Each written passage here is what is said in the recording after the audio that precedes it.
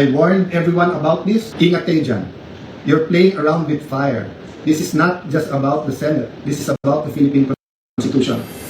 Mga kababayan, pakinggan po natin itong naging pahayag o mensahe po ni Senator Alan Cayetano patungkol po sa nangyaring palitan ng liderato nga po kanina dyan sa Senado. At ayon pa po dito sa kanya, tuloy di umano itong hearing ng Blue Ribbon bukas. Kaya yan po ang ating aantabayanan. Pero bago po natin ipagpatuloy ito mga kababayan, ay huwag niyo po kalimutang mag-like at mag-subscribe po dito sa ating YouTube channel. So ito, pakinggan po natin ang buong detalye ng mensahe po ni Senator Alan Cayetano. Isang mainit na pagbati sa lahat ng ating mga kababayan. Napaka-importanting pagtatalakay ang gagawin po natin ngayon. Hiningi po na makinig po tayong lahat, mga kababayan sa Luzon, Visayas, Mindanao, lalo po ang ating mga OFW. Umpisan ko po na kahit gaano kabigat ng problema, tayo'y parating magpapasalamat sa Panginoon. God is sovereign, He is in control. Man creates the crisis, but God gives the solution. The last few weeks, there was a man-made crisis by the minority in cooperation with some people in the administration, by them trying to undermine the leadership of the Senate at pinapalabas ng magulo ang Senado. Pero mas mabigat po ang usapin natin ngayon. Bakit po? Dahil may tanong po tayo. Una, has Philippine democracy died again? Pangalawang tanong, binasura po ba ang Philippine Constitution? Bakit po ito tinatanong? Simple po, ang nakalagay sa konstitusyon ng Pilipinas, pwedeng mag-conduct ng business ang Senado by a majority of all its members. Ang majority po ng 24 ay 13 po. 13 po ang numero. So ibig sabihin, invalid yung nangyari kanina. Kung itong totoo yung sinasabi po ni Senator Alan Cayetano dito. Yung sinasabi po nilang kaso, yung po ay ibang-iba. Nag-adjourn po kami nung nag-walk out sila. So that means they have to call the roll at kailangan 13. Yung binabanggit nilang kaso po, inahamon ko lahat ng abogado. It is not applicable. Kasi doon po, tuloy-tuloy yung sesyon. Tinigil, tapos sinabing may continuing quorum po sila. Tayo po, malinaw na malinaw sa records, ay nag-adjourn last Tuesday at sinabi na tayo ay muling magre-resume ng alas 5 ng Lunes. So, what is the point of going through this? The question we have to ask ourselves is that, is the Constitution but a piece of paper to this administration? Has the judiciary ceased to function? Wala na bang Senado? Yun na po ba ang pananaw ng ating administrasyon? Ang tingin ba po ng 12 senador ay basta't kakampi mo ang Malacanang ay wala ng batas?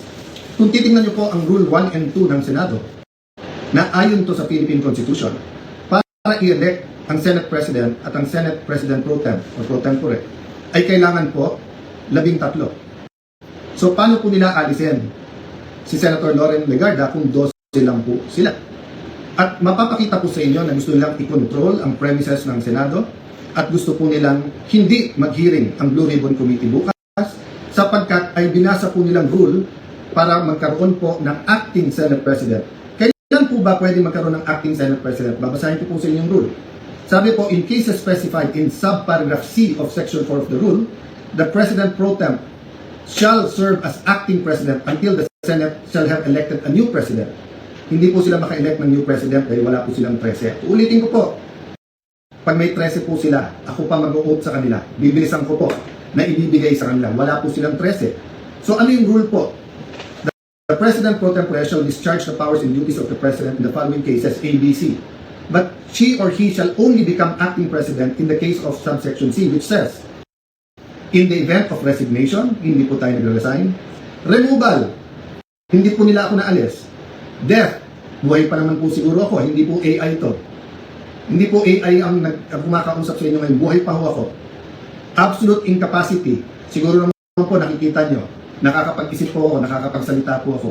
So wala pong ground para magkaroon ng acting president. This is an illegal coup d'etat na may kasamang pagbabasura ng ating konstitusyon. Ayan, sinabi niya dito, illegal daw po yung nangyari kanina. I warned everyone about this from day one. We warned everyone yesterday when we explained the use of the parliamentary tool of not having a quorum. And kaninang tanghali, habang kausap ko po si Senator Marcoleta, I asked everyone, please pray, kasi at that time, balita po namin na nag-step up sila sa pagsasabing wala na yung kaso nyo, sumama lang kayo or pumunta lang kayo ng session hall. I even got a text yesterday, pumunta lang daw ako or si Senator Loren para nga at least mag-open and close. Nangyayari po minsan yan, that's a longer story. Pero naramdaman ko na po kahapon. So maano rin pala ito si Senator Alan Cayetano, no, kaya hindi siya dumating kasi kung nandoon siya yung mag-vote, 'di ba? Kung nandoon yung mga majority. Baka may isang dumating, so 12 plus 1 equals 13. So 12 pa rin po ngayon ay pang-11 pa rin po. Dahil 12 ngayon ay mau-11 pa rin daw. Ayon po dito. sa ating konstitusyon, sa ating rules of the Senate, kailangan pong 13. Hindi po kami nagpipilit sa kapangyarihan. I can go as Senate President, even as Senator anytime. Hindi po ba ako lang ang katangi-tangi sa mga matataas na opisyal na nung nangyari yung flood control scam ay nagsabi, ba't hindi na lang tayo lahat mag-resign? Bakit po ngayon, after asking me to resign yesterday, illegal po. Actually po, hindi nila ako tinanggal. Naglagay ng acting. Senator Win, Lucian, ingat kayo dyan. You're playing around with fire. This is not just about the Senate. This is about the Philippine Constitution. Mga kababayan, sabi nila, ginawa nila to kasi naipit ang trabaho. Wala naman po silang ginawa ngayon. Kung hindi baguhin ng mga committee para walang Blue Ribbon committee hearing bukas. Para hindi maimbitahan ang 18 Marines. Pinalitan nila ang presiding officer. Bakit po? Nagpakita po ba ako ng kahit anong partiality sa conduct or pag-usog ng impeachment court? Alam niyo po, madidelay po ang impeachment sapagkat pag pinalitan ang rules ay kailangan pa ho na magkaroon ng publication. So pati po ang ating mga arrangement ngayon magbabago. Bukod pa ho doon, pwede mag-motion for reconsideration kung legal. Ang problema, illegal po Illegal daw mga kababayan. ang sesyon kanina. So this is their answer to the crisis they made. From May 11 till now, crisis after crisis, pinapasok yung NBI ng May 11, binaboy din tayo ng May 13, pagkatapos issue after issue, at ngayon naman po, instead of a simple adjournment sine die, kung saan meron tayo isang buwan na magtrabaho mga committee, pagkatapos uumpisa na natin ang impeachment, they're going to bring the Senate and the country into a political crisis. Ako'y nakikiusap sa lahat. Correct your mistakes. Wala namang problema because I issued an advisory kanina na nakasine die tayo. The country is already in economic crisis. Hindi lang nararamdaman to ng mga upper class. The world is in crisis because of what's happening in Israel, Iran, US, in what's happening with that conflict. Marami pong naghihirap na, mas maraming maghihirap pa. We need the impeachment to be fair and impartial. We need to investigate the flood control scam in a very impartial way that will be satisfactory to all our people. And we need a functioning Senate, an independent Senate. Huwag niyo po kaming alalahanin mga kababayan. Okay po ako. They can try to remove me, they can kill me, but they will not kill the idea of a democratic Philippines led not by men, but by laws. Led by the Philippine Constitution.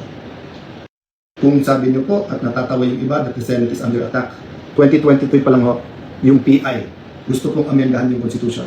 After magsalita si Senator Ailey, wala daw katotohanan yun. Ngayon po, binasura ang Constitution. Ano ba tingin yung kasunod nito? So mga kababayan, again, God is sovereign. Let's all reflect on this and pray. But tomorrow, tuloy ang hearing ng Blue Ribbon Committee. I am still the Ayan na mga kababayan. Tuloy po ang Blue Ribbon, no, bukas. Yan yung inaantabayanan po kasi ng maraming Pilipino na malaman po ang katotohanan sa nangyaring flood control issue nga po, no. legitimate, legal, moral Senate President of the Republic of the Philippines. There is still functioning committees. We have to hear the testimonies. Invited po, pati po yung mga gumawa ng illegal ngayon. You can try to stop us, but you will be stopping the Filipino people. So sa ating mga kababayan who wants to pray or have a prayer vigil sa Senado bukas, pumunta po kayo. Pag hindi po kami pinapasok, sama-sama na po tayo outside the Kulambo. Ang problema po, pag in-outside nyo the Kulambo, ang mga legitimate leaders ng Senado, para nila pong sinabing sinunog nyo po ang Philippine Constitution. Sana naman po, tonight makapag-isip-isip ang mga gumagawa nito. Again, sincerely po, we pray for all of our leaders and we tell everyone here, let's pray for our country and may God bless the Philippines. So ayan mga kababayan, napakinggan na po natin itong naging pahayag po ni Senator Alan Cayetano. No, mga kababayan, ayon nga po sa kanya, ginigiit po niya dito na illegal nga di umano yung nangyari po kanina sa Senado. At ikaw mga kababayan, ano pong masasabi nyo no, doon po sa kaganapan kanina nangyari dyan sa Senado? Yan, pwede nyo po i-comment dito sa baba. Maraming salamat po.